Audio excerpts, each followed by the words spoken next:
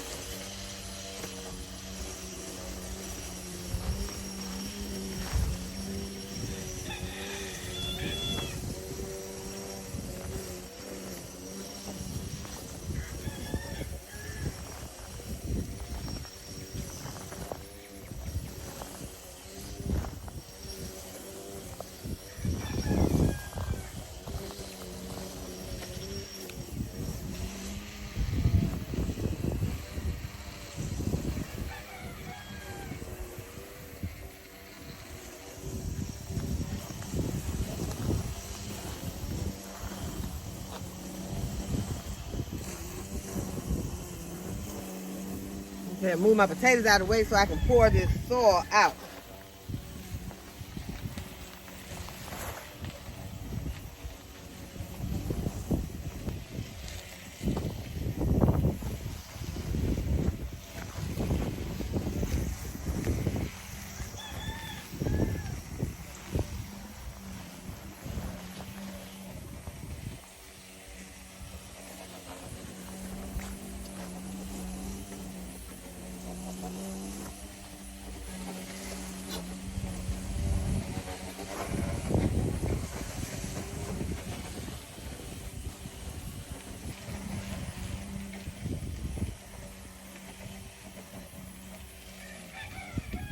Big earthworm. Grass growing over here. Huh? You got this odd type of grass growing over here. Then these odd type of worms going inside of it. Look at these big worms. Okay, Ricky is weed eating the grass, and he called me to show me these huge worms. And he said I stepped on one. I said, oh, I stepped on one. I sure did. I smashed them. These are some tomato hornworms. And y'all, they are not on the tomato plants. They're just over here in the grass where he was weed eating. And they are huge. And I just stepped on one. But there's one. Get with me, B. There's one right here. And there's another one right here. And it's just strange the way they over here are just in this regular grass. I'm just glad they're not on my tomato plants. Okay, you all, I've been trying to tell y'all about the wasp, or that's him right there. That is a cow killer, which is a wasp. It is really a wasp, but it's called a cow killer ant. And this is, if you see him in your garden, beware. I don't want to get too close to him. He went underneath his vehicle, and so we actually let him get away. But y'all, they hard to kill. You can step on them about 10 times, and it will not be dead. you gotta crunch it up against something. Cause they just burrow into the ground if you try to step on them on ground. But they are very dangerous, very painful. But he can cause you pain for like 30 minutes. And y'all, I told you that there was one of those cow killer ants in my potatoes. That is the last place I saw one before I saw this one. But I always see them in the garden. So, be careful in your garden. Okay, there doesn't seem to be that many potatoes in these bags. So I am going to be getting my soil and using my soil to plant in today. And I'll probably use these potatoes in some lamb stew. I got a little piece of lamb that is gonna have to try to stretch it a long ways because it's so small. And I think that'd be a good way to stretch it, is put some carrots, potatoes with it and make a lamb stew.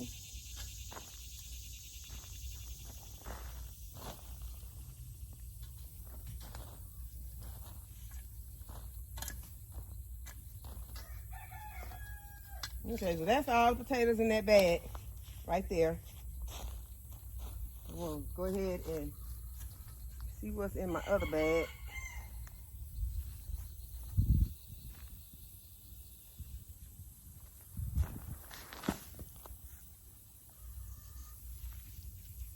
And I don't remember which bag it was that I saw the ant in, so you have to be careful. But y'all always gotta be careful in the garden. Yeah, we'll put these up. I won't worry about trying to store these. These will just make us a nice pot of lamb stew.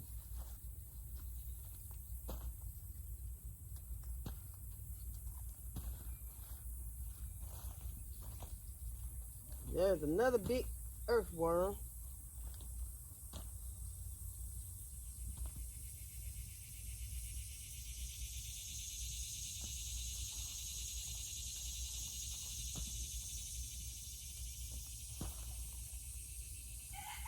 There's two big ones. Let me get the biggest one and show y'all. A big earthworm. Dropping back in there.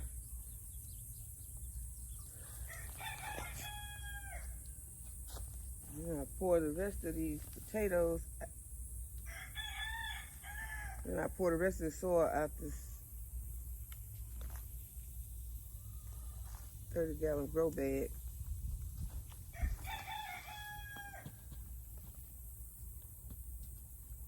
This may not look like a lot of potatoes, but y'all, that's gonna make a delicious meal. And I'm happy for them.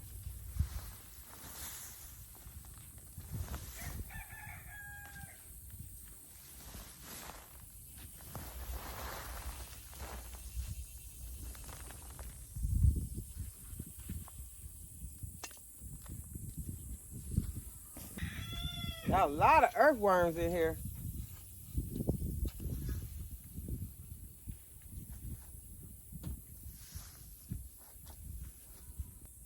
They'll be kind of hard to peel. But with these skins like this, with them coming out like this, I might not peel those real tiny ones. I peel the ones that's big enough to peel, but those tiny ones, I probably won't even worry about peeling them. Just scrub them up real good. And drop them in the pot. So many earthworms.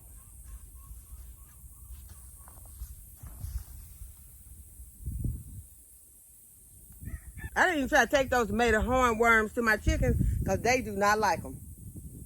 I can lay those tomato hornworms down for those chickens. They just look at them. But you know those hornworms let out some kind of nasty green substance. So I think that's probably what the chickens don't care for. Because they take off when I put them down there. Y'all, I never will forget the time I tried to give the chickens a hairy worm. And I did not know at the time that hairy worms were toxic to chickens. And all the chickens were looking at me so strange. And I was like, why do chickens want to eat this hairy worm? And I Googled it. And it said that the hairy worms were toxic to chickens. So I was like, the chickens knew more about it than I did. Okay, so if there are any more potatoes in here, I will find them when I get ready to put my soil back into my containers. I will be planting in this soil after I finish doing my harvest.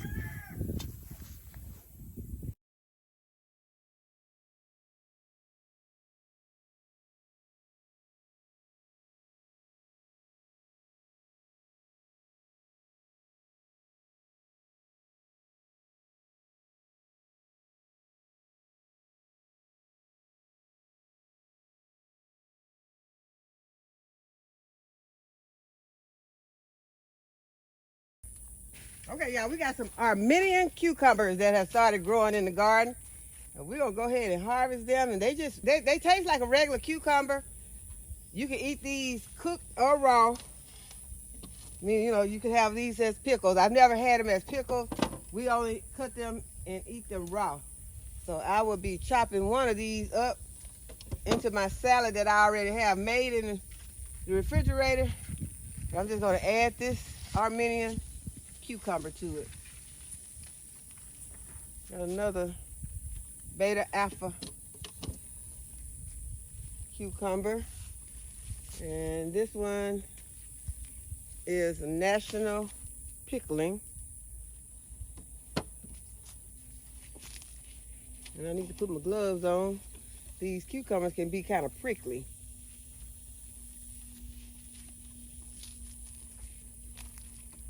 Okay, but that look like that's all of the cucumbers.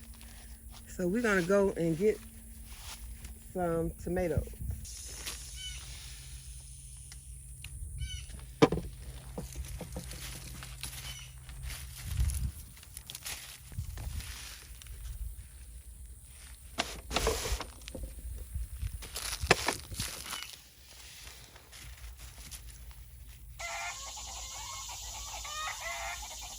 Y'all don't forget you can harvest your magnolia leaves, flowers, and bark because they are medicinal.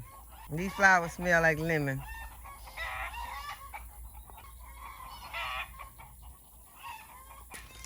Okay, I got an Armenian cucumber growing on the ground over here. Y'all, this is a food forest.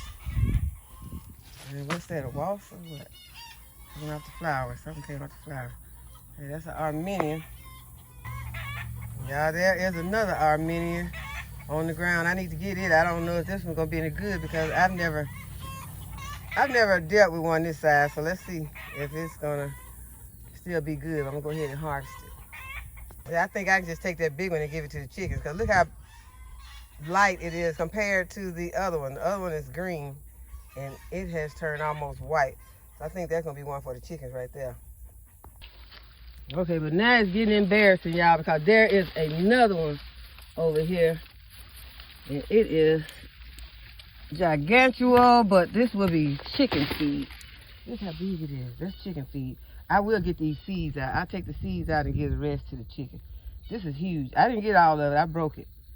So I got to get the rest of it. But I need to get out this area because I'm in a tight spot. And that's a lemon cucumber.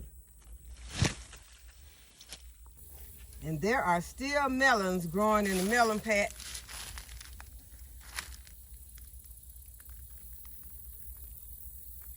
There's one over there that looks like something had been on it, but it's just where I turned it over, and that is the yellow spot. I turned it over to check it last week to see if it was ready, but it wasn't ready. It has the yellow on it, but it's not ready. Well, it wasn't ready because the tendril next to the stem wasn't dry, so I left it out here, and I'll probably leave it for a while. Still got more over here. Really, they're all over here. Still got a lot of melons to harvest.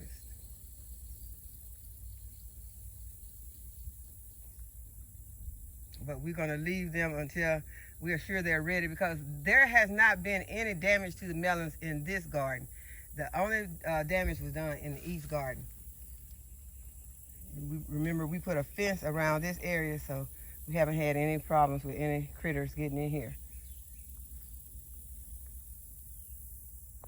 Okay, we got moringas looking good right there. 2 moringa trees that are looking real good. They are good and full, and I'll be harvesting off of them soon. And y'all look at the banana tree. That tree is, it's about 8 feet tall. And this only started out as a little pup this season.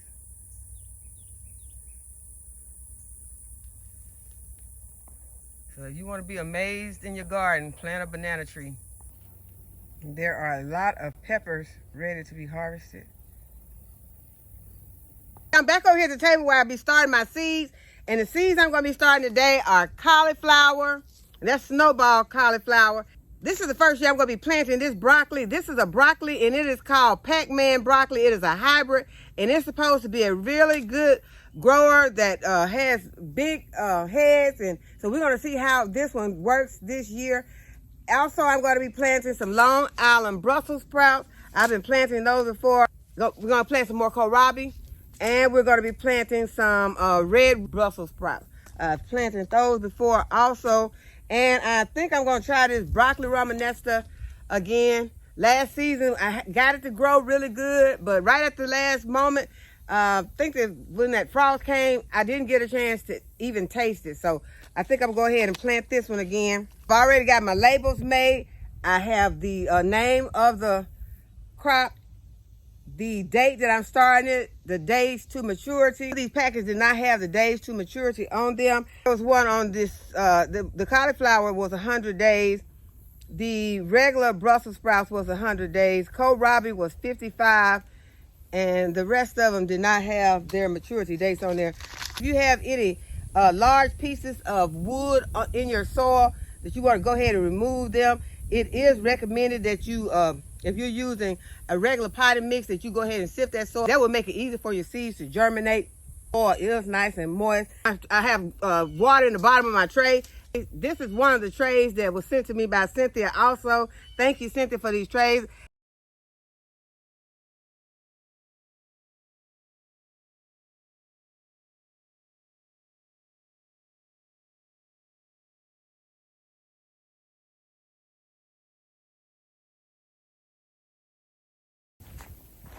It has gotten really cloudy out here. It looks like it might rain. And I am going to go ahead and plant some radishes. These are going to be some white Chinese radish. And then in this bed, I'm going to plant some carrots. So this is some nice loose soil that I took those potatoes out of. So those will be good for these plants. I'm going to go ahead and I'm going to moisten my soil. I already put some blood meal, bone meal, and some slow release fertilizer in. To moisten the top so I can put in my seed, since I do think that it is about to rain.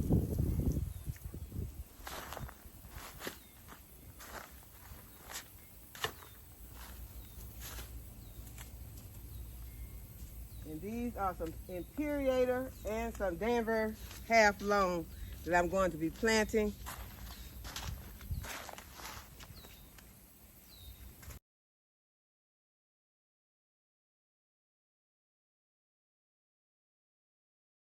Okay, I made it to the East Garden, and looking at the Jamaican sorrel, it is looking very good. Y'all, the irrigation just popped on and it started to thundering at the same time. And I want to get my okra, but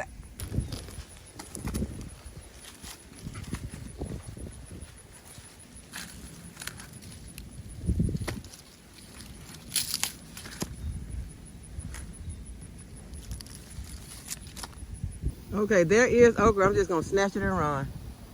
Okay, this is the rest of my harvest. I have some butternut squash, some crookneck yellow squash, okra, lemon cucumber, some Armenian long cucumber, and some tomatoes.